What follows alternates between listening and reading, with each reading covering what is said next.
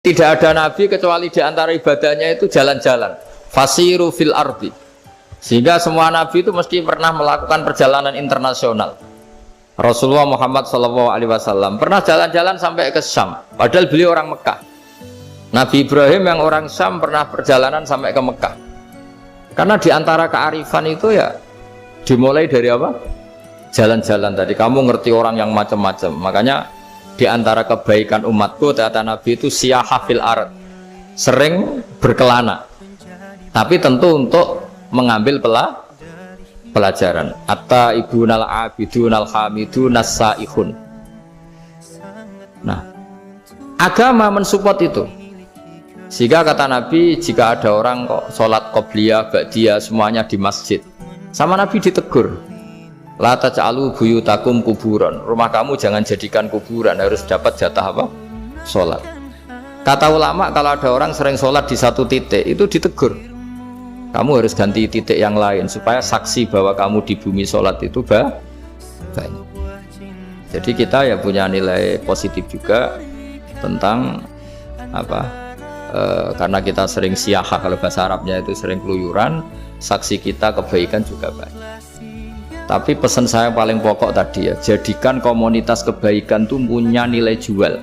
Syukur-syukur fid dunya hasanah wa fil akhirati hasanah. Ya kita bersyukurlah di Indonesia itu. Saya masih ingat kecil saya itu ya sekitar saya umur 15-14 tahun. Setiap mau pergi itu pesannya orang-orang yang sering pergi itu, jangan masuk terminal jam ini, di perapatan ini, karena yang namanya preman itu dulu dominan. Sekarang sampai jam 2 ada orang pakai jilbab, kadang ya orang pakai peci, yang nggak pakai peci pun ke musola terus.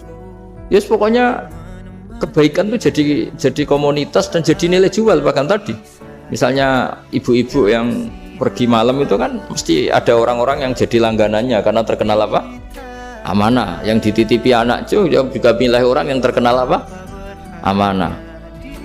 Nah, nilai amanah ini harus kita jaga terus supaya kamu ya bisa bekerja, orang lain juga nyaman karena amanah tadi, Allah juga senang karena amanah itu perintahnya Allah Subhanahu wa ta'ala. Dan Indonesia harus menuju ke sana. Pemimpin juga harus gitu.